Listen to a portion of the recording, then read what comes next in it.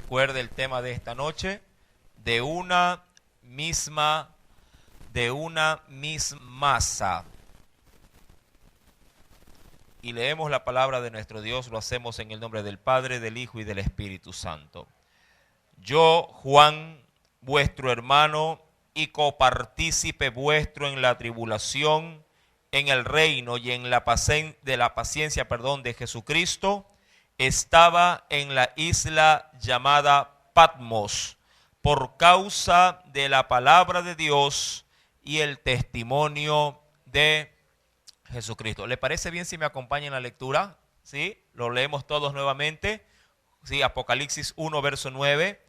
Yo, Juan, vuestro hermano y copartícipe vuestro en la tribulación, en el reino, en la paciencia de Jesucristo, estaba en la isla llamada Patmos por causa de la palabra de Dios y el testimonio de Jesucristo. Inclinemos nuestro rostro y pongamos esta meditación en las manos del Espíritu Santo.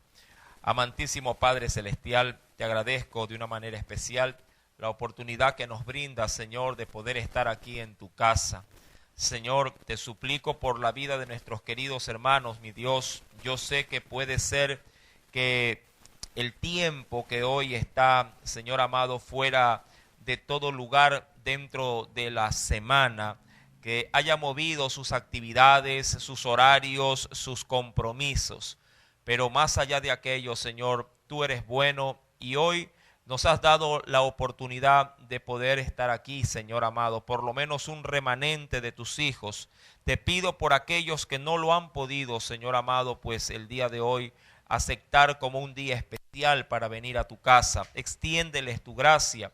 Y si acaso hay alguien que está todavía en camino, acelera sus pasos, Señor, para que podamos todos, Señor, crecer de manera paralelamente en el conocimiento y en la gracia de tu palabra.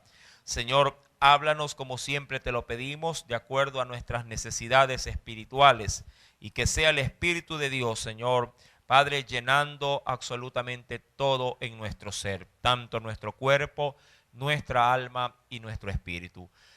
Gracias, mi Dios, en el nombre de Cristo Jesús. Amén y amén. Bien, estamos en Apocalipsis 1, verso número 9. Vamos a predicar por el tema de una misma masa. Dicen a manera de eslogan común que de un mismo cuero deben de salir las correas. Cuando tomé este tema, mi amado, lo hice concentrándome en las palabras de Juan cuando éste proclama diciendo que él es copartícipe juntamente con nosotros. Ser copartícipe podría decirse, si lo quiero poner de una manera muy práctica, es como decir yo soy el copiloto, ¿sí? O formo parte dentro de los ocupantes de un vehículo. Sí, si bien es cierto, uno de ellos es el que toma el control, ¿sí? El timón o el volante para poder conducir. Al estar todos allí, de una u otra forma, todos se verán, diríamos, involucrados en la travesía. Sí, si el conductor los quiere guiar a la playa, pues todos disfrutarán de la playa, ¿verdad? Pero así también, si el conductor hace una mala maniobra y se estrella, todos estarán involucrados en el accidente. Amén. Creo que esto debe de quedar por lo menos como una plataforma para poder de ahí, mi amado, desarrollar en esta preciosa noche la porción de la palabra.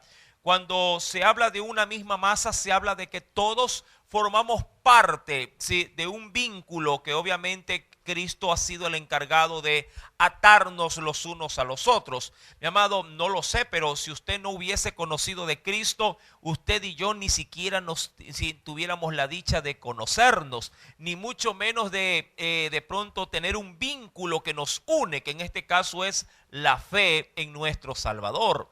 Mi amado, Juan supo decir con respecto pues a este vínculo, a esta forma en la que se ve él mismo identificado junto a otros. Cuando voy al versículo 9, vuelvo por favor nuevamente al texto y depositemos nuestra mirada en él, y quiero que saque un gran denominador común de esto. Dice, yo Juan, dice aquí, vuestro hermano y copartícipe vuestro. Amén.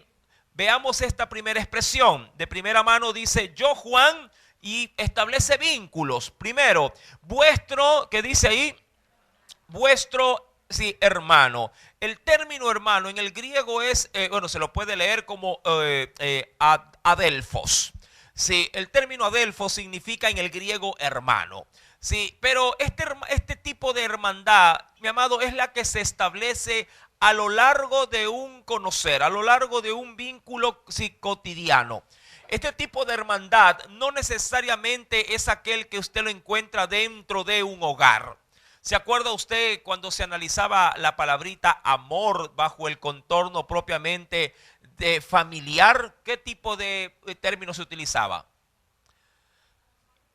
El amor, ¿se acuerda? Le ayudo, el eros es uno de ellos. El amor filial. El amor filial es un amor, diríamos, de hermandad, un amor de parentesco. Pero con respecto a la unidad que manifiesta en este pasaje bíblico, mi amado, sí, el apóstol con el resto de los que forman el cuerpo de Cristo utiliza el término adelphos, que es hermanos. Pero este tipo de hermandad viene con el vínculo que uno va desarrollando, sí, a través, diríamos, de la travesía o a través del tiempo. Ese término, mi amado hermano, del cual Juan hace alusión en este momento, mi amado, le une juntamente con otros. Dice, yo Juan, vuestro hermano, pero también dice vuestro copartícipe. Sí, ahora, a mí me gusta siempre, creo que ya usted lo reconoce muy bien, poder establecer cierto tipo, diríamos, de conceptos o de definiciones. ¿Qué es copartícipe? A ver, quisiera aquí de pronto ir, o por lo menos ir hurgando un poquito con respecto a los significados. Apunte, mi amado hermano, porque creo yo que siempre será importante, sí, tener conceptos bien definidos. Ahora, el ser copartícipe, o también lo que es igual como coparticipación, es la unidad. Ojo con esto, ser copartícipe es la unidad para poder buscar un mismo fin. ¿Sí? La coparticipación es la unidad para buscar un mismo fin. Mi amado, esto en el mundo, por ejemplo, de los seguros, y yo que trabajé algunos años allí, a esto se lo llama el vínculo del coaseguro. Sí, es donde un mismo riesgo comparte varios intereses, pero es un mismo riesgo. Una compañía, sí, una empresa puede ser asegurada por dos instituciones aseguradoras. Claro, no lo hacen sí, al 100% cada una. Cada una es copartícipe de la otra en un porcentaje. Por ejemplo, si una empresa aseguradora quiere asegurarse, me ocurre, la empresa Nestlé, ella dice, está bien, yo quiero ese negocio, pero de pronto otra también se ve interesada en el mismo, le dice, yo también lo deseo. Y para no ser, como diríamos así, malos hermanos a la hora de servirse en la mesa, le dice, está bien, vamos, yo quiero participar de ese negocio, pero dime, ¿con cuánto quieres participar? Y allí la empresa, ojo, aseguradora, diríamos, tomará parte de ese pastel en la función o en el porcentaje que él estima conveniente poderla cubrir en un determinado riesgo. Por ejemplo, el riesgo de terremoto. Y él dirá, mira, yo quiero participar en un 60%. Perfecto, entonces la diferencia la asume la otra. Sí, ambas son copartícipe del riesgo. Mi amado, algo muy semejante es el término aquí cuando dice copartícipe. Sí, todo esto es una unidad, pero compartida. Es una unidad compartida. Ojo con este término, mi amado hermano. Sí, Juan es, digo yo, muy juicioso a la hora de dar las palabras para manifestar la unidad. Dice, es decir, mira, yo soy copartícipe contigo, pero no me vas a dejar la carga a mí solo. Esto, por ejemplo, a veces es muy mal conllevado en el matrimonio, por ejemplo, donde la esposa suele decir, pastor, este hombre a mí me ha dejado toda la carga. Pero el hombre puede decir, no, yo soy copartícipe con ella. Los dos formamos el matrimonio. Claro, en teoría, pero en la práctica ella está llevando todo el peso. ¿Sí me va entendiendo esta parte? ¿Sí? Mi amado, en Apocalipsis 1:9, Juan no solamente era el adelfos de la iglesia, la hermandad forjada a través del tiempo, sino que también era el copartícipe de ella. Es decir, yo no soy solo la iglesia, yo formo parte de un conglomerado que lleva la carga juntamente conmigo. Hasta ahí sí estamos claros. Mi querido hermano Juan, diríamos, era un hombre, sí, un hombre que se identificó en este caso con el cuerpo de Cristo, pero él no era todo aparte, él no asumía toda la labor del cuerpo, aun cuando, claro, en la vida ministerial de los apóstoles, estos hombres fueron muy, ¿cómo le digo? No solo muy usados por Dios, sino que fueron muy preponderantes en la obra. Es decir, fueron hombres de grandes virtudes y que manifestaron, claro que sí, en la vida de la iglesia primitiva, un rol muy, pero muy, diríamos, llamativo. Mas, sin embargo, eso no implica de que ellos solos eran iglesia. Ellos formaban parte de una iglesia. Ahora bien, mi querido hermano, aquí hay algo que a la verdad voy a ahondar. Por eso en esta noche he subtitulado el tema de una misma masa. Mi amado, él dice que es nuestro hermano y que es nuestro copartícipe también. La pregunta es, ¿para qué o por qué?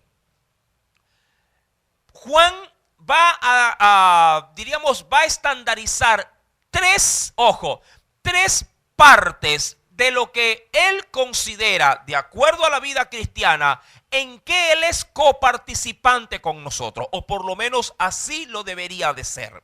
Y lo primero, y quiero por favor que lo subraye, es que él es nuestro hermano y nuestro copartícipe primero en la tribulación. Ojo con esto.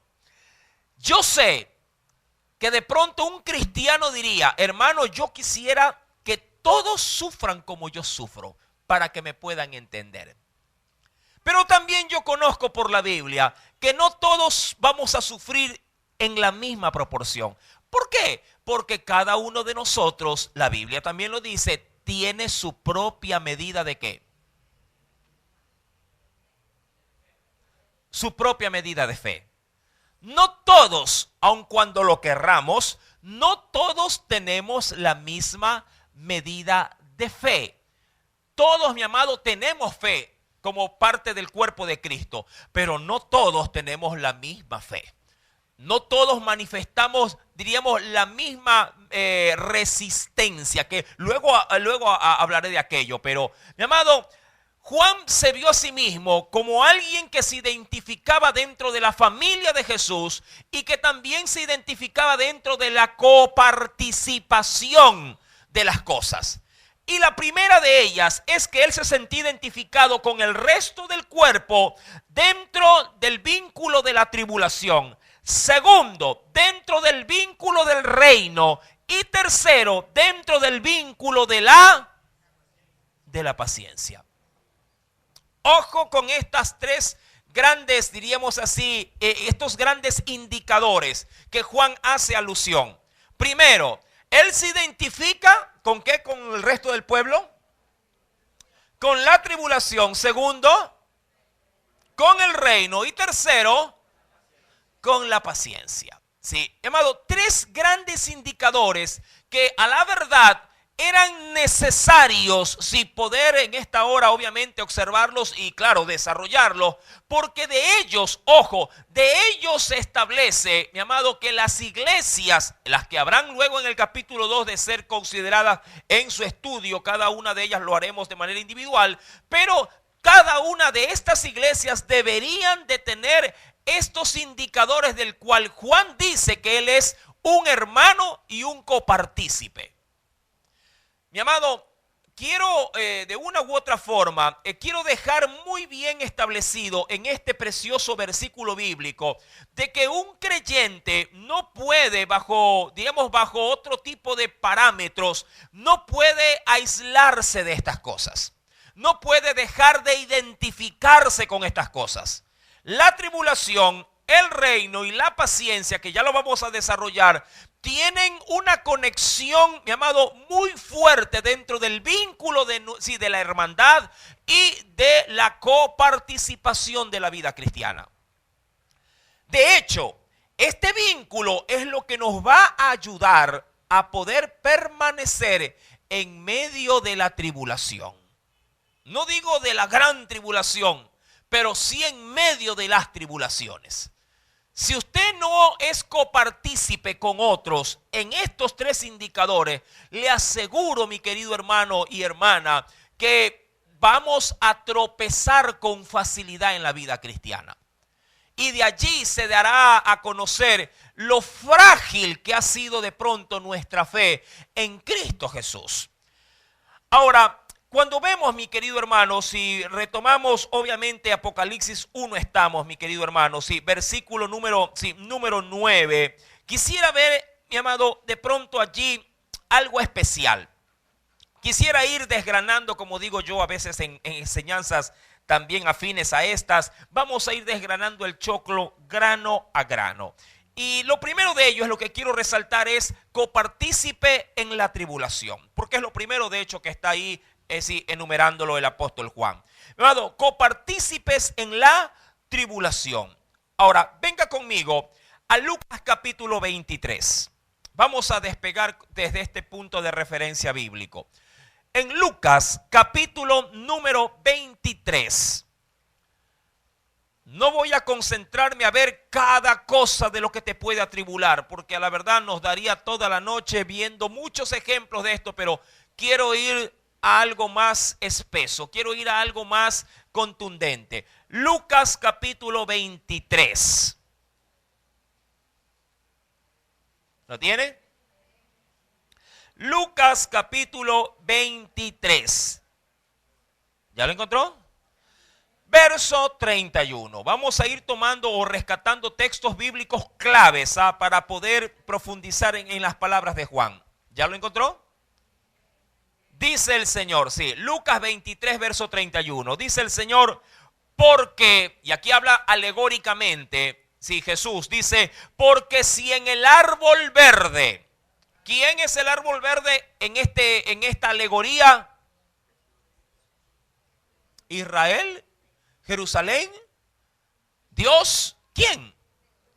Por el contexto de la lectura habla de sí mismo. Es Jesús, dice, porque si en el árbol verde hacen estas cosas, luego dirá a manera de interrogante, en el seco, es decir, en el árbol que no tiene, ¿qué cosa?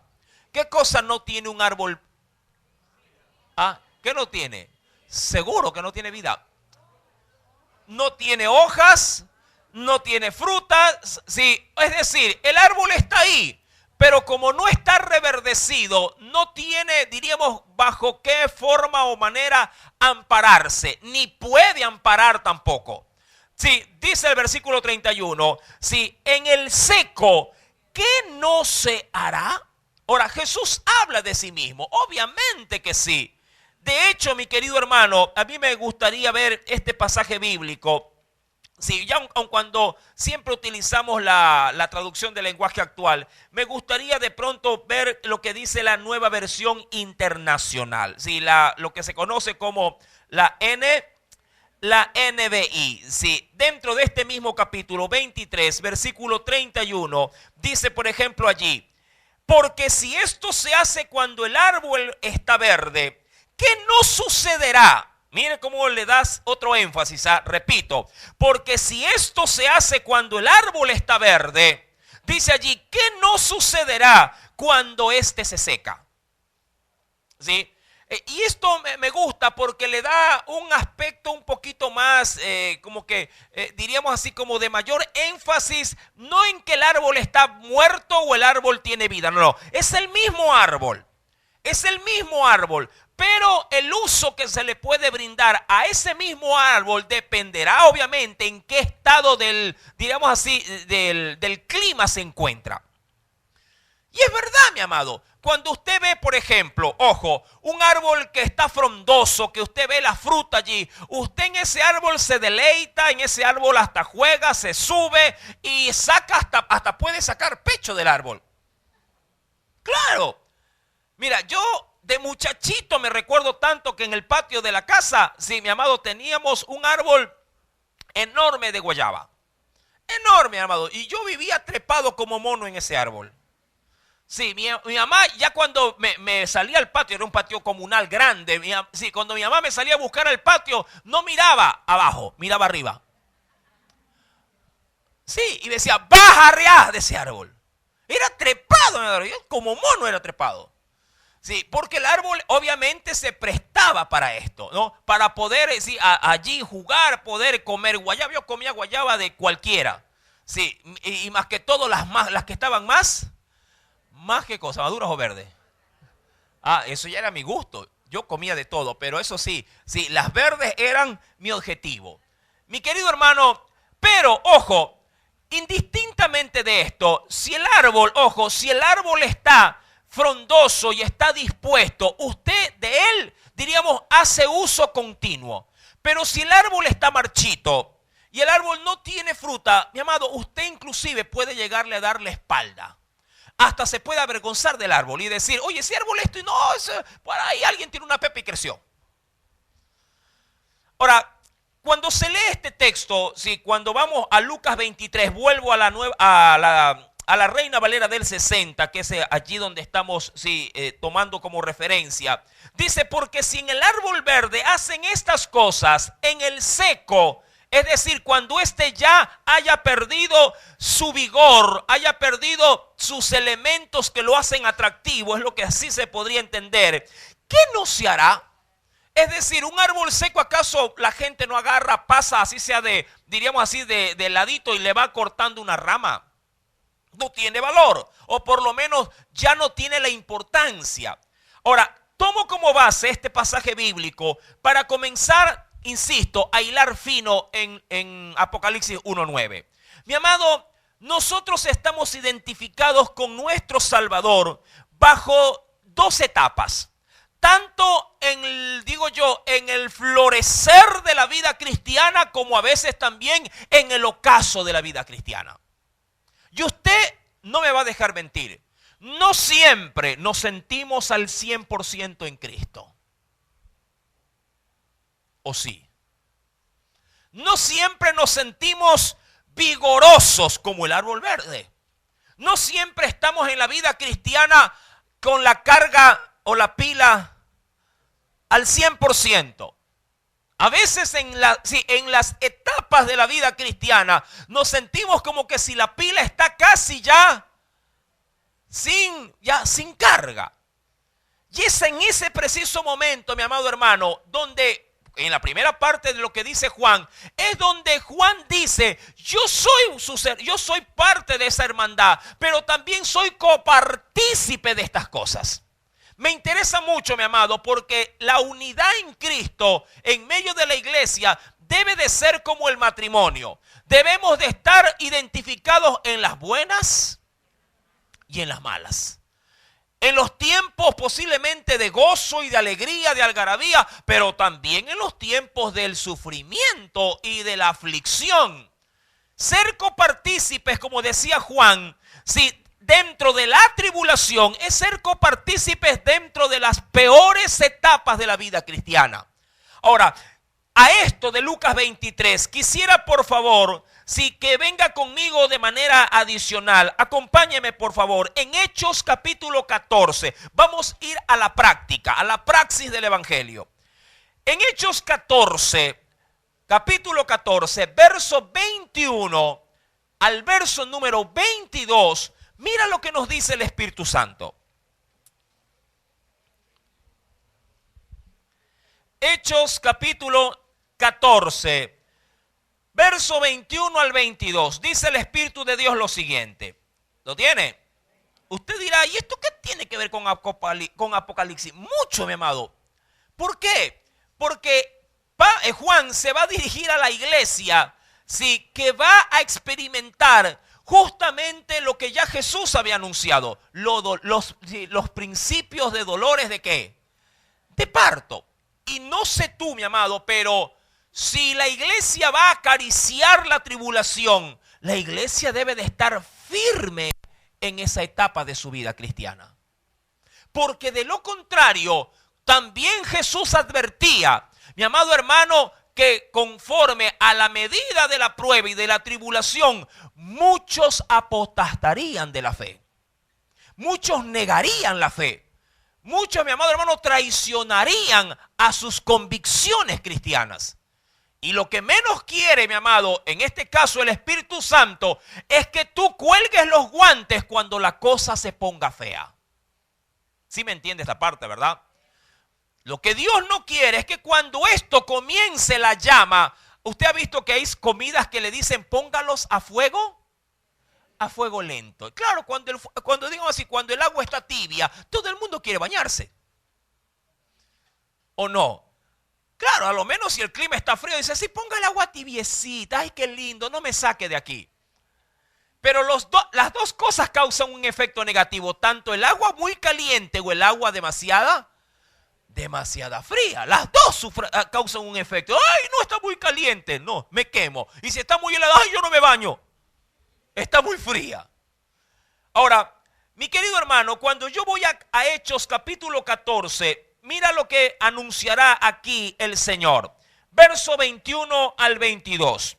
Y dice, y después, ojo, y después de anunciar el evangelio. ¿Por qué dice y después? Por lo que va a venir. Porque anunciar el evangelio siempre será placentero. Anunciar el evangelio siempre será motivo de gozo. De hecho, cada vez que sale un evangelizador, un misionero a hacer la obra, dirá, ay hermano, la verdad que hoy fue glorioso. Hoy se movió Dios. Hoy estuvieron las almas dispuestas. Nos dejaron entrar. Siempre hay aspectos positivos cuando uno sale a hacer la obra de Dios. ¿Dónde inicia o arranca la tribulación? Cuando ya lo has hecho. Y aquí es donde viene el asunto. Y después de anunciar el evangelio a aquella ciudad y de hacer qué cosa, mira, fue productivo, ¿qué dice que hicieron? Y de hacer muchos discípulos, que ya que por ahí podemos decir, hermano, oiga, hoy día el Señor se movió, me abrieron las puertas, hasta de comer me dieron. Vengo haciendo discipulado, vengo predicando. E inclusive me dijeron que mañana los venga a ver. Digo, qué bueno, Dios se ha movido. Sí, hermano, estoy contentísimo. Y dice, volvieron a Listra, también a qué regiones, a Iconio, y volvieron a Antioquía. ¿Qué fueron a hacer? Confirmando los ánimos de los discípulos, es decir, como que levantándoles el ánimo, pero también haciéndole un llamado de atención, que el término es allí exhortándoles a que permanecieran, ¿qué cosa? Permanezcan en la fe, pero no dejando, y aquí es donde mi amado, valga ahí la redundancia, es donde debemos de ser lo sumamente cautos y al mismo tiempo sinceros a la hora de predicar el evangelio. Cuidado, estás predicando el evangelio facilitador, el evangelio sin problemas, el evangelio light, el evangelio sin, diríamos así, sin secuelas. Dice la Biblia, ellos tuvieron gran cosecha en 3 regiones, Listra, Iconio y Antioquía. Fueron a confirmar la fe de esos discípulos, pero también les exhortaron o les llamaron la atención para anunciarles o alertarlos de qué. Que eran, dice aquí, necesario que a través de muchas tribulaciones entremos en el reino de Dios. Aquí está el asunto. ¿Por qué lo hicieron así los apóstoles? Porque ellos también querían que los nuevos discípulos sean, como lo diría Juan, sean copartícipes, no solo de la bendición, sino también de la aflicción. Por eso Juan, antes de anunciarle a las iglesias el mensaje en esencia para cada una de ellas, les hizo saber que él, al igual que ellas, deberían de llevar por la misma, diríamos, proporción las cargas que representan el evangelio. Mi amado, hay aflicciones en Cristo Jesús. Hay tribulaciones en Cristo Jesús. Hay pruebas en Cristo Jesús. Claro que sí. Y todos debemos de ser participantes de ellas. Todos debemos, mi amado hermano, sufrir a causa del Evangelio. ¿Te guste o no? Dijo el Señor, mi querido hermano. Si vamos por favor a un texto de referencia, acá en Apocalipsis 3, voy a adelantarme solo para tomar una referencia. En Apocalipsis capítulo número 3,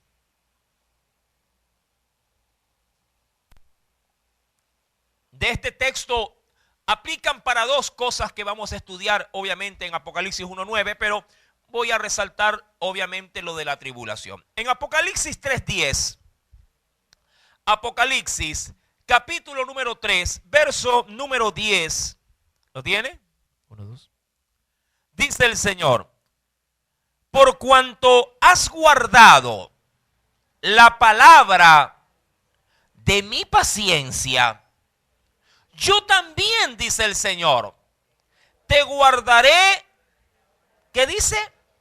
Ojo con esto. Dice que te guardaré. Si me ayudan.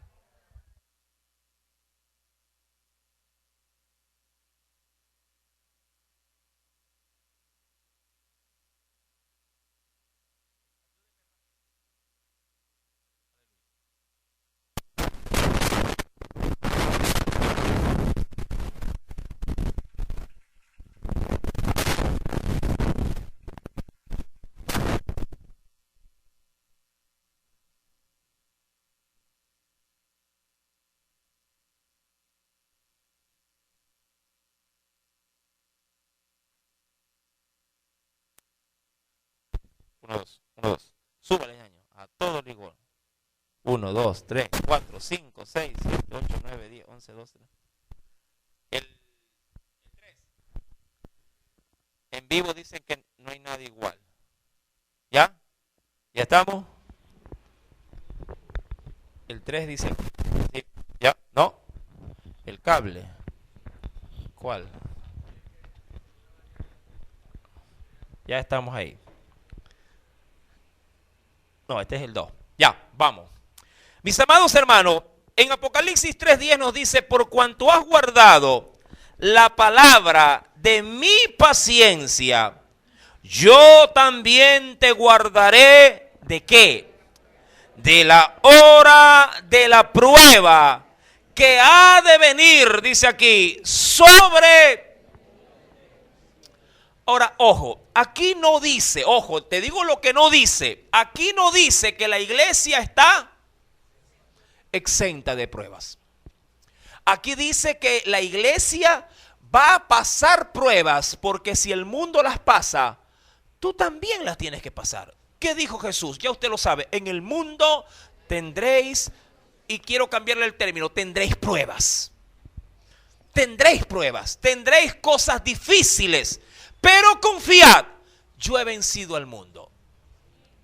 Mi amado, el Señor nos dice, la prueba que ha de venir sobre el mundo entero para probar a los que moran sobre la tierra. Y que yo sepa, todavía estoy acá.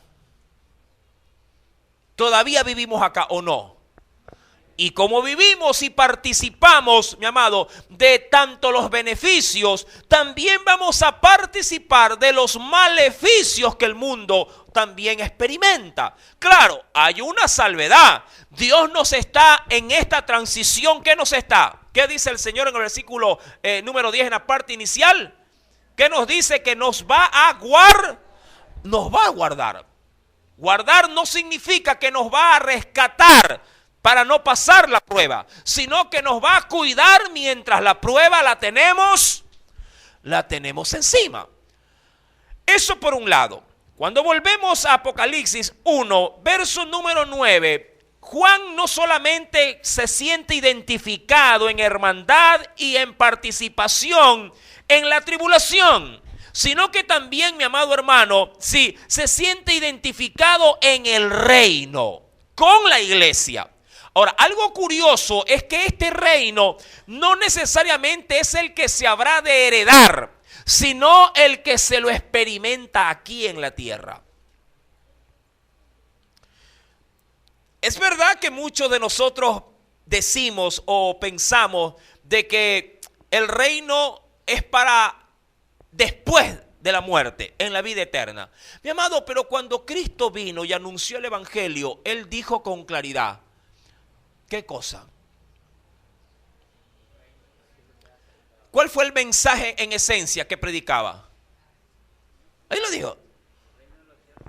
El reino de los cielos, arrepentíos y convertíos, porque el reino de los cielos se ha acercado. Pero ojo, aquí hay algo curioso. Si el reino de los cielos se acercó, ¿por qué sigue habiendo maldad? ¿Por qué me siguen robando? ¿Por qué siguen haciendo maldad? ¿Por qué siguen fumando droga? ¿Por qué esto? ¿Por qué lo otro? ¿Por qué se siguen divorciando? ¿Por qué siguen los crímenes? Mi amado, es verdad. Puede ser, mi querido hermano, que el mal continúe, pero los que aceptan el evangelio aceptan implícitamente, ¿qué cosa con él? El reino. Y cuando hablo del reino, hablo de el señorío de Dios sobre sus súbditos, es decir, la iglesia. Usted y yo somos parte del reino de Dios, ¿o no? Claro que sí, pero también esto demanda sumisión para ese reino. Que si bien es cierto, está en la tierra de manera inicial, será absoluto cuando el Señor venga por segunda vez, ya no como el hijo del carpintero, sino como el Rey de Reyes y Señor de Señores. Obviamente que sí, pero aún no. Estamos a la espera de aquello. Mi amado, si yo vuelvo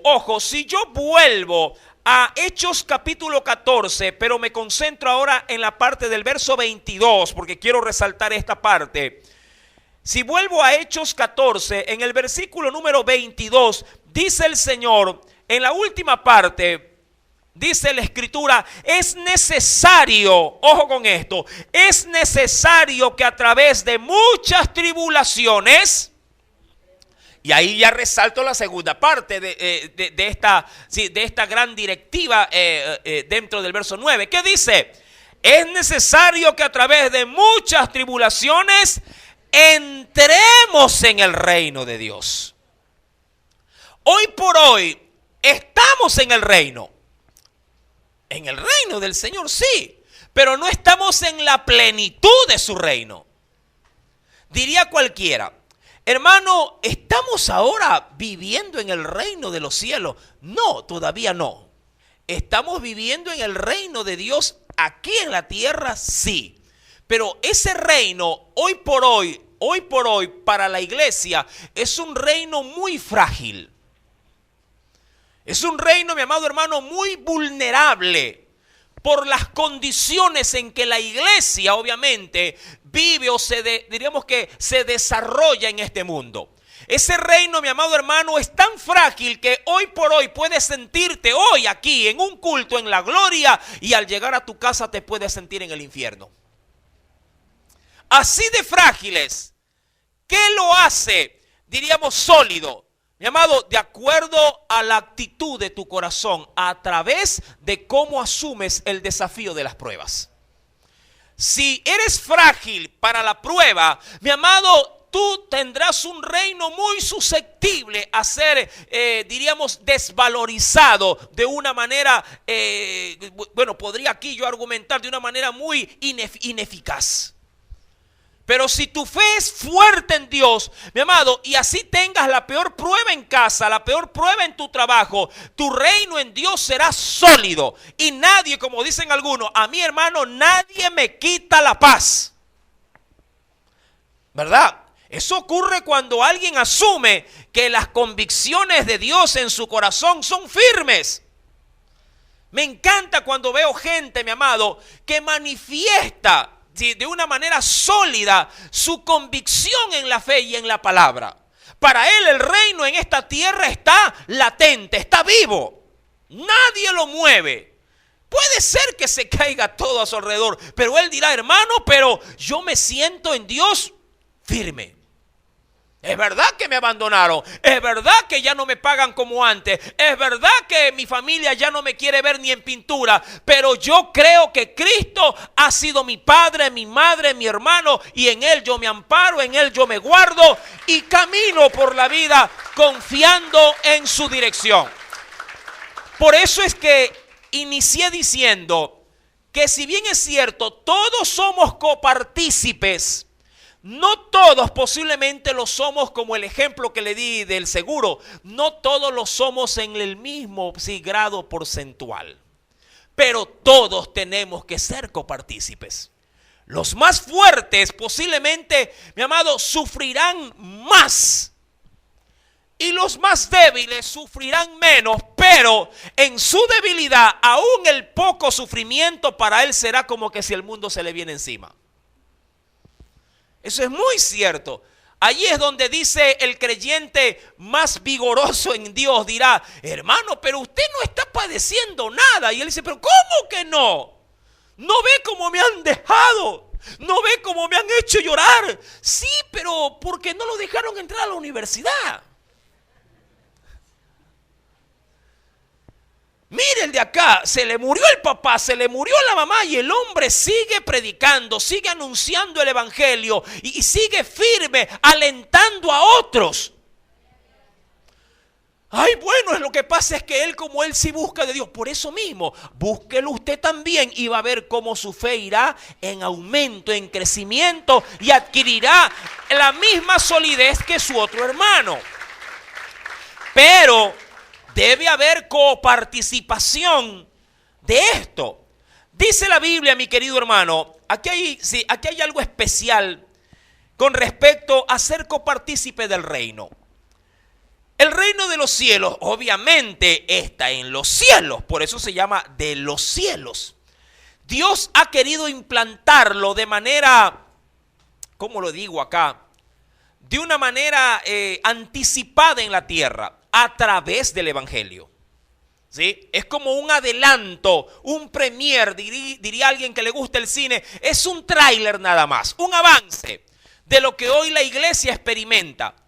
Pero mi amado hermano, ser copartícipe del reino es ser copartícipe también, digo yo, de todas las imposiciones que a veces ese reino nos obliga, ojo, nos obliga a hacer. Y vamos a ver algo que me parece que fue para mí muy edificante. Y esto se encuentra en Mateo capítulo 11. Mateo capítulo número 11. Yo no sé, pero cuando veo la gráfica digo, ay, yo quiero ese reino, yo lo quiero. ¿O no? ¿Quién no quiere ese reino?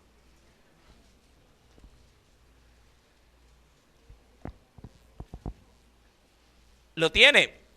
En Mateo capítulo número 11, venga conmigo por favor y lea el versículo número 12.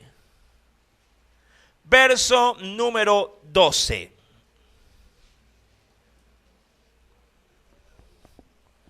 ¿Lo tiene? Léalo, a ver, que alguien lo lea, pero con voz de trompeta.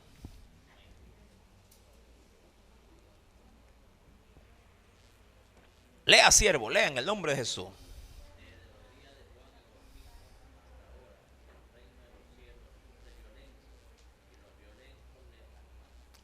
A ver, ¿alguien más por acá, más fuerte también, que complemente la voz?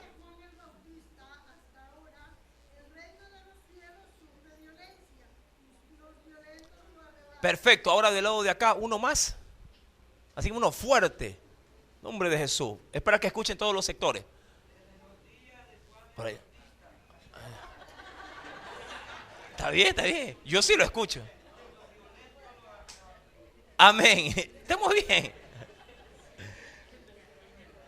Ahora, un texto muy trillado a la hora de ser leído. ¿Qué entiende de esto? Ahora, es evidente de que el texto hace alusión a qué cosa. ¿A qué cosa? Hace alusión al reino al reino de los cielos. Pero sabe, mi amado hermano, que para poderlo ver en su esplendor hay que pelearlo desde aquí abajo. Ahora, aquí hay algo que a mí me llamó pero enormemente la atención cuando lo leí de la traducción del lenguaje actual. Mire, pare, como dicen por ahí, le dicen a los chicos, paremos las orejas. Dice, desde que Juan el Bautista comenzó a predicar hasta ahora, decía, el reino de Dios avanza a pesar de sus enemigos, pero solo la gente valiente y decidida logra formar parte de él. Repito, desde que Juan el Bautista comenzó a predicar hasta ahora, decía o dijo, el reino de Dios avanza, es decir, no se detiene. ¿Por qué, mi amado? Porque a la verdad la palabra de Dios es viva, ella fluye, así yo me muere, el evangelio va a continuar. El reino de Dios avanza a pesar de sus enemigos, o lo que es igual, de sus adversarios, o de todo lo que lo quiere detener. Pero solo la gente valiente y decidida logra formar parte de él. ¿De qué? Del reino. Mi amado, si algo Dios ha logrado hacer en todos los que ha salvado, es darnos, mi amado hermano, de este precioso atributo que yo sé que muchos dicen, hermano, es que yo soy frágil, yo soy muy timorato, no sé, hermano, soy de pronto, muy tímido. Bueno, está bien, yo no digo que eso no forma parte del carácter o del temperamento de una persona, pero más allá de esto, mi amado, Dios nos ha dotado de poder. Dios nos ha dotado de poder. Aún al más timorato, al más blandengue, mi amado, Dios le ha dado poder. Te guste o no posiblemente reconocerlo, pero el Espíritu Santo, entre otros atributos, es poder de Dios. Es poder. La pregunta es, ¿y para qué, hermano? Para poder, mi amado hermano, en este caso, hacerle frente a todo tipo de resistencia que se va a levantar para que tú no obtengas el reino. Aquí en la tierra, ojo, aquí en la tierra. No estoy hablando del cielo. Porque esta lucha de la cual se habla en Mateo 11:12 es para poder, mi amado hermano, ver los avances o ver los frutos, mi amado, aquí, en esta tierra. Cuando Jesús dejó la oración estandarizada de la que se conoce como el Padre Nuestro, el Señor dijo en esta oración, entre otras cosas, dijo, hágase tu voluntad. ¿A dónde? En pocas palabras, Señor, quiero que tu reino se haga visible aquí en la tierra, así como es visible o es palpable allá en el cielo. De lo contrario, no tiene sentido.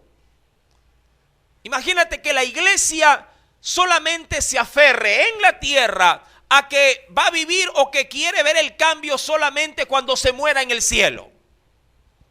Yo quiero ver, mi amado, salvación no en el cielo, quiero ver salvación aquí en la tierra. Yo quiero ver sanidad aquí en la tierra. Ya de muerte en el cielo, ¿para qué? Yo quiero ver gente, mi amado, dejando el vicio aquí en la tierra. Quiero ver que el coronavirus se detenga aquí en la tierra. ¿Y en el cielo para qué? Aquí quiero ver el dunamis, el poder del evangelio. Y la Biblia dice que la iglesia debe ser copartícipe de esto. Verse tal cual como en la gráfica es la aspiración de todo cristiano. Pero para poder verlo ahí, primero tengo que palparlo acá. Aquí. ¿En dónde? En la tierra.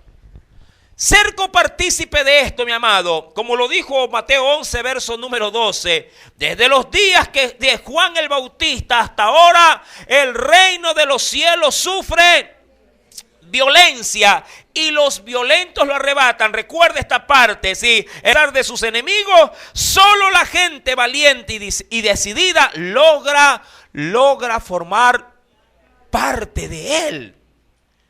Algo adicional, mi querido hermano, que mencionará también este texto, Dice la Escritura en el versículo número 17 del libro de Romanos capítulo 8 lo siguiente. Romanos 8, 17.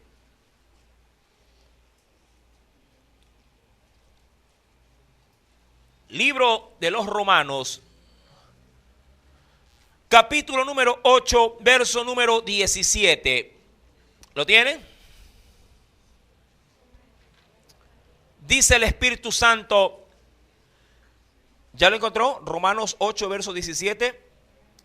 Por el contexto viene hablando de la potestad o la jerarquía que Dios le concede a los que se acercan a Él como hijos. Y dice, y si hijos, también somos ¿qué cosa? Somos, dice, herederos de Dios. Y somos también ¿qué cosa? Coherederos. Ahora, el término coheredero es que se reparte la herencia entre hermanos. Y somos coherederos con Cristo. Pero mira la condicionante. Si es que padecemos juntamente con Él. ¿Para qué? Para que juntamente con Él seamos ¿qué cosa? Ahora, eso sí, ¿en dónde? ¿En dónde vamos a recibir de parte de Dios gloria? En la tierra difícilmente. ¿En dónde? En su reino. En su reino. Recibiremos la retribución de acuerdo, obviamente, sí, a la coparticipación de las aflicciones. Como lo dirá el Señor, mi amado hermano, a sus discípulos. Y vosotros que habéis dejado todo por mí, os asignaré un reino también. ¿Por qué? Le dirán los discípulos. Porque habéis estado conmigo también ¿en qué? En mis pruebas.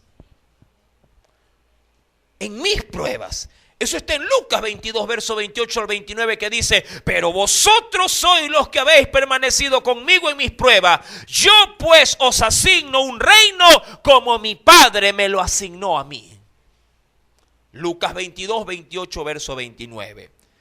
Como tercer indicador de Apocalipsis 1, 9, Juan no solamente, mi amado, está identificado como nuestro hermano y como un coparticipante de esta tribulación y de este reino, sino también de la paciencia de Jesucristo. Sí, Apocalipsis 1:9. Mi amado, si algo se podría hablar del término paciencia, es un sinónimo de resistencia. Aquí hay algo que quiero compartir, y creo que esto le va a causar algo de curiosidad, por la forma en la que el término griego lo da a conocer. No, perdón, el término latín, de hecho, le da el énfasis que usted y yo hoy vamos a aprender. La palabrita paciencia viene, ojo con esto, viene de la raíz del vocablo que quiere decir permanecer debajo. Ojo con esto. La raíz del vocablo paciencia, sobre todo en el idioma latín, mi amado, viene de la expresión permanecer debajo. Ahora, ¿debajo de qué? Es la pregunta clave. Permanecer debajo, vamos a ponerlo de una manera muy, muy gráfica y muy práctica. Permanecer debajo se me ocurre de la gracia. Mi amado, yo me quedo ahí toda la vida. Permanecer debajo de la cobertura de alguien que te quiere bendecir, de ahí no me muevo. En pocas palabras, para que se me entienda todavía mucho más. Si alguien te dice, mira, yo te quiero pagar los estudios, eso es permanecer debajo de la cobertura financiera de alguien. Tú dices, de verdad, ya, pues, ¿y qué tiempo? Todo, te pago escuela, colegio y universidad. Me saqué la lotería. De ahí no me salgo nunca. Pero el término paciencia tiene como indicativo, mi querido hermano, que es permanecer debajo de las pruebas para ver qué tanto podrías resistir aplastado por ellas. Y aquí, mi amado, esto también manifiesta el término paciencia, no solo diríamos lo que se ve como en el español como lo dice paciencia, sino que también lo dice como aguante, resistencia o perseverancia. Y aquí sí, mi querido hermano, yo podría preguntar, ¿qué tal es tu resistencia? ¿Cuánto aguantas? ¿Cómo está tu resistencia? Por allí hay ciertos concursos que dan en los canales de televisión donde alguien extiende los brazos, le ponen 2 baldecitos allí vacíos y le van tirando a través de ciertas preguntas que no adivina o lo que sea, y le van poniendo agua, poco a poco, y ahí tiene. Si el balde está vacío, no hay problema, pero cuando el peso comienza a causar dolor en las extremidades, entonces hay que ver hasta dónde uno puede resistir, como para decir ya no aguanto y ¡plac! Se cae. ¿Qué tal es tu resistencia? ¿Hasta dónde aguantas? ¿Eres de aquellos, mi amado hermano, como dicen algunos, los médicos suelen decir, mire, usted tiene problemas de presión, usted tiene problemas de esto, de lo otro, mire, usted tiene que vivir tal cual como se suele decir, sí, bañarse con aceite todos los días? ¿Para qué? Para que le resbale todos los problemas del hogar. ¿Cómo está tu resistencia? ¿Eres una persona tolerante o eres una persona descontrolada ante la más mínima provocación? ¿Cómo eres, mi amado? Sé honesto. Si alguien te mira mal, ¿qué haces tú? Hermano, me miró mal, ¿y qué hizo usted? Yo lo miré así. Pero eres cristiano. Sí, pero es que me miró mal, pues, hermano. Pero, ¿y dónde está la resistencia? Eres copartícipe. Mi amado, un ejemplo, molde, modelo, no, en inglés, number one, fue Cristo. Pilato se asombró cuando todo el Sanedrín y el pueblo arremetió hablando pestes de él. Y la Biblia dice, mi amado, que Pilato al verlo no lo podía creer. Él mismo, Pilato tenía celo, dijo, oye, pero no dice, mira lo que te están diciendo. Y la Biblia dice que él enmudeció. Imagínate que alguien te diga ladrón. Eres el ladrón. Y que te comience a fregar con esto. Ajá, no andas robando, ¿no? Y tú ahí impávido.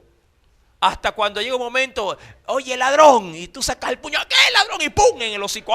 ¡Ay! El hermano explotó. ¿Hasta dónde aguantas? Mi querido hermano, ven conmigo, porque en Apocalipsis 14, verso número 12, quiero rescatar algo maravilloso.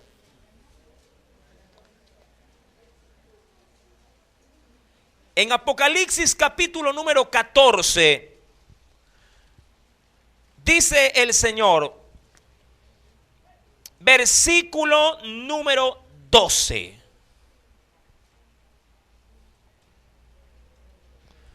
Y va a ver hasta dónde se debe de aguantar el asunto.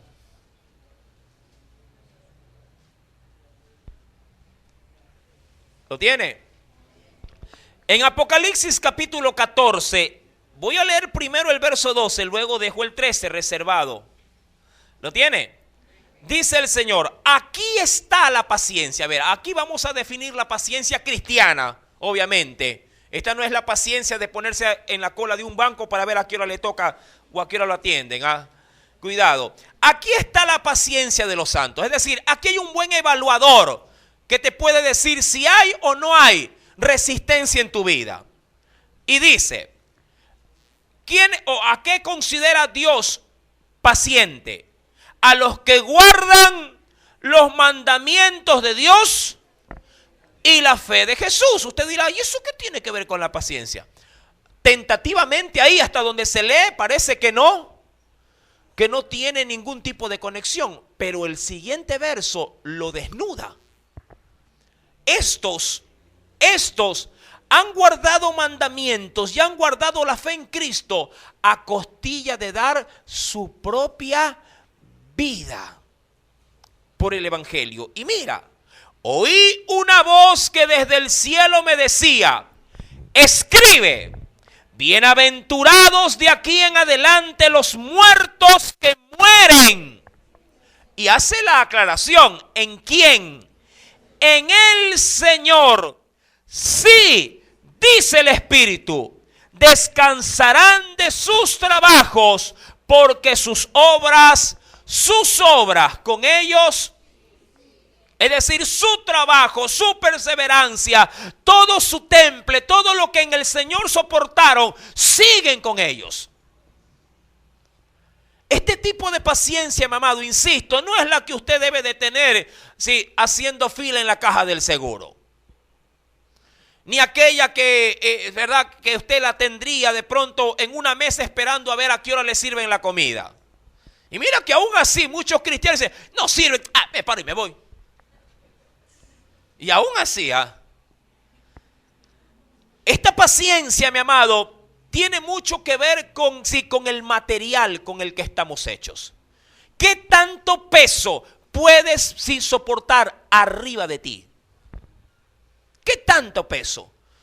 Yo me recuerdo, mi amado, que siempre, cada año se le dice a la iglesia cuando se reúnen para poder de una u otra forma establecer algún tipo de responsabilidad en lo que se quiere hacer para el Señor. Y se les dice, y se utilizan versículos bíblicos diciéndole: hermano, usted que quiere formar parte de la iglesia a la hora de servir, tenga por cierto que en el trayecto del servicio van a hablar mal de usted, van a menospreciarlo, van inclusive luego de que usted ha trabajado y que ha dado hasta el 100%, le dirán: ¿y esa tontera que le mandaron a hacer? Un vasito con un palito de helado. Y dirá cualquier hermano: pero si ese palito y ese vasito que le hice a estos muchachos me tomó 4 días preparar para las 2 cenas que tengo. Sí, pero ahí está la resistencia. Ahí está justamente el temple, la madera de la que estamos hechos. Y eso como por citar un ejemplo liviano. Pero ¿qué hay, mi amado, cuando el mundo va contra ti? Cuando tu familia va contra ti. Cuando Satanás va contra ti, poniendo cada vez un peso mayor, peso sobre peso, para que desistas y arrojes la toalla, para que abandones posiblemente el llamado que Dios te ha hecho. ¿Dónde está tu peso, mi amado? ¿Con qué material? Dice el Señor que Él es copartícipe también en la paciencia, es decir, Él ha podido, sobre su vida, mi amado, y de hecho el texto que le sigue declara con firmeza qué resistencia tenía Juan. Recordando, mi amado hermano, que los entendidos dicen que Juan tendría de edad a estas alturas del partido cerca de 105 años de edad. Fue de hecho el apóstol más longevo. Fue el que quedó al último, fue el último en morir. Y él termina diciendo en este pasaje bíblico que estaba a esa edad, estaba en la isla llamada Patmos. Una isla, mi amado hermano, que tendría 10 kilómetros de largo por 5 kilómetros de ancho en su lado más, diríamos así, más extendido. Porque es una isla, como usted creo que la ve allí, muy irregular. Patmos era como para la gente que vive en los Estados Unidos, es como Alcatraz, pero más grande. Era una isla para reos, para presos, para condenados. No era un hotel de 5 estrellas. Era una isla como para solamente ir a hacer lo que se tenía que hacer. ¿Qué cosa? Hacer, mi amado hermano, trabajo de cantería. como para poner a los presos hasta que murieran, sacando rocas, mi amado, tallándolas para luego embarcarlas en los barcos ya talladas y pulidas para que sean utilizadas en este caso por el Imperio Romano. Esta isla Patmos pertenecía a Grecia en su debido momento. Mi querido hermano, Juan estaba en esa isla por causa, no porque estaba de turismo. Él lo dice y esto coordina con Apocalipsis 14, verso 12. Él estaba allí por causa de la palabra de Dios y el testimonio de Jesucristo. Es decir, su responsabilidad con el Señor le hizo, mi amado, míralo de esta forma, le hizo recibir una paga de prisión. Dicen los historiadores, no la Biblia, que Juan salió de Patmos, ya siendo un anciano ya prácticamente decrépito, sin nada de fuerza. Y le dijeron, ya mándalo, sácalo de la isla, porque la verdad ya este anciano no es útil para nada. Muchos dicen que Juan salió y regresó a Éfeso y allí terminó sus últimos días muriendo. Fue el único que dicen que murió de causa natural. Pero su agotamiento en Patmos, mi amado, fue exprimido hasta lo sumo. Más allá de su labor de reo, mi amado, recibiría la responsabilidad de poder dar a conocer tremendo magistral libro que tenemos, que es el libro de Revelación. Dice pues la Escritura, versículo número 9, estaba pues en la isla llamada Patmos por causa de la palabra, ¿de qué? Por causa de la palabra de Dios y el testimonio de quién. ¿Dónde estaba? En un hotel de 5 estrellas. ¿Dónde estaba? En la cárcel, en Patmos. Mi amado, insisto, ¿cuál es tu resistencia? Quisiera por favor que me acompañes a un texto de la Biblia, ya que en Romanos capítulo 5, carta a los Romanos, luego de Hechos de los Apóstoles, en el capítulo número 5, con este texto concluimos. ¿Lo tiene? Romanos capítulo número 5.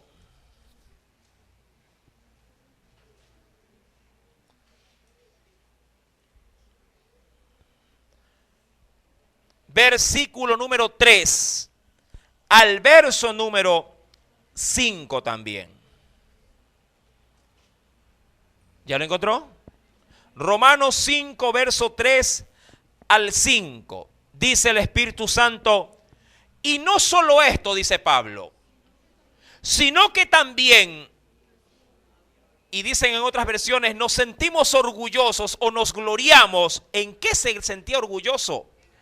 En las tribulaciones, sabiendo que la tribulación, ojo, tal cual como usted la entiende en su vida, que la tribulación, ¿qué te produce? ¿Cómo? ¿Qué significaba originalmente paciencia? ¿Ah? Estar. Y es verdad, por eso produce paciencia. Porque cuando viene un peso llamado como tú lo quieras llamar, qué sé yo, falta de dinero, falta de amor, falta de cariño, de comprensión, como tú lo quieras llamar. Cuando viene eso, y claro, por más que tú no lo quieras, pero llega, cuando llega la enfermedad llega, ¿sí o no? Llega porque llega. Tú no le dices, uy, viene la fiebre, váyase la fiebre. No, no. Si llega la fiebre, a veces tú te acuestas bien con tu familia. 3 de la mañana. Ay, ¿qué pasó? Ay, el bebé, volando en fiebre. Sí le ha pasado, ¿verdad? ¿O no? Dice, ay, Señor, y yo que me acosté cansada lavando y hoy quería descansar hasta las 12. 3 de la mañana, amaneces en Clarín, con unas ojeras terribles. Y te cambiaron el día, porque amaneces para buscar ¿qué cosa? Médico. ¿Me explico?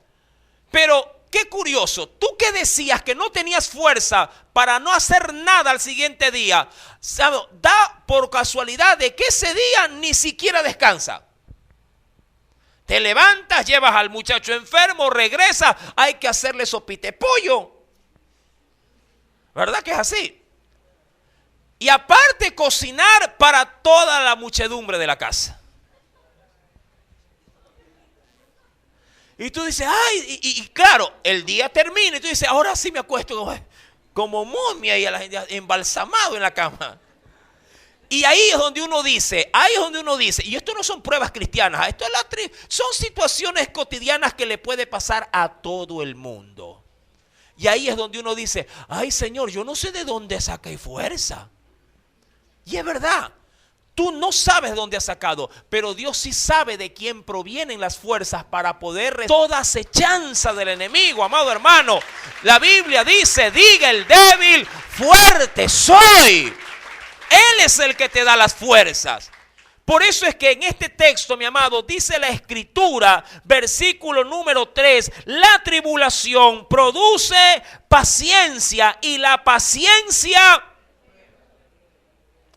prueba.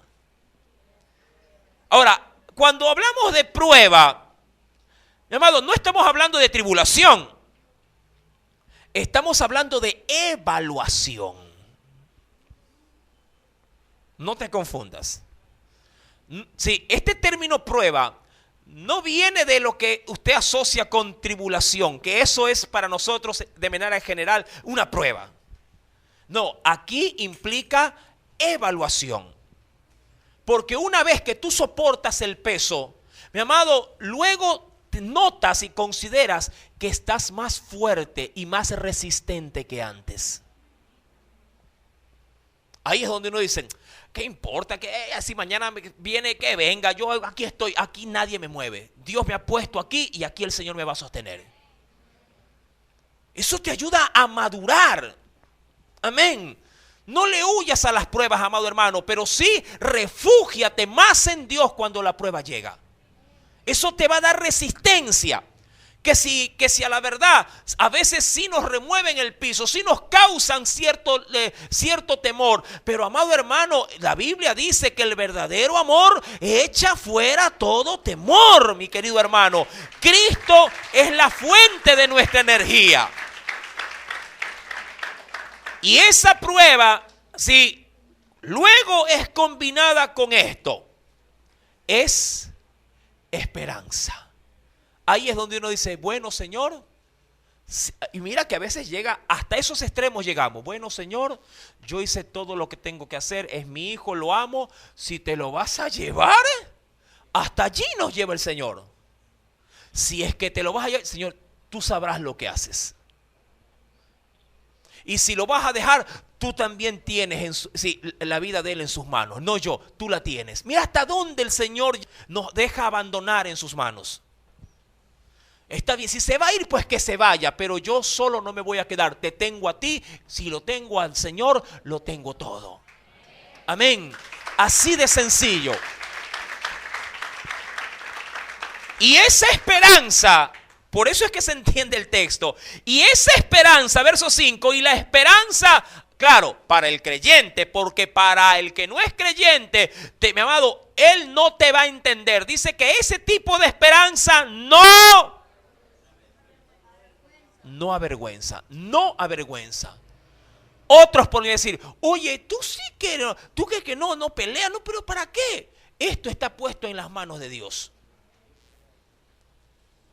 No avergüenza, porque el amor de Dios ha sido derramado en nuestros corazones. ¿Por quién, mi amado hermano? Por el Espíritu Santo que nos fue dado. Amado hermano, Apocalipsis 1:9 remarca que Juan se encontraba identificado con la iglesia, con sus hermanos en tribulaciones, tanto en el reino como en la paciencia de Cristo. Y él, mi amado, eso le hacía, eso a él le hacía, resistente como para poder día a día soportar todo lo que vivía en Patmos. Un anciano, mi amado hermano, que posiblemente cualquiera al mirarlo diría, ¿y qué puede dar? ¿Dónde estaba? En el peor lugar del mundo, Patmos. En el peor lugar. Pero cuando Dios quiere usar, mi amado hermano, lo que el mundo desecha, para Dios es un instrumento de gloria. Y él firme por causa de dos cosas: su palabra y su fe en Cristo. Hoy por hoy, mi amado, esas virtudes son las que tú y yo debemos de anhelar y buscar cada día. Sientes que el peso se hace mayor cada segundo que pasa, mi amado, aférrate a la palabra y afírmate en la fe de tu amado Salvador Jesucristo. Es lo único que te va a sostener en tiempos de prueba, en tiempos de COVID, en tiempos de lo que venga, mi amado hermano. El mundo se podrá venir abajo, pero el que espera en Jehová, nuevas fuerzas va a tener, mi amado hermano. Nuevas fuerzas va a recibir. Vamos a inclinar el rostro y oremos. Padre, en el poderoso nombre de Jesús, tu palabra, Señor, grande y maravillosa. Espíritu Santo, por eso era importante remarcar este verso 9. No nos podíamos, oh Dios, pasar por alto la razón del por qué Juan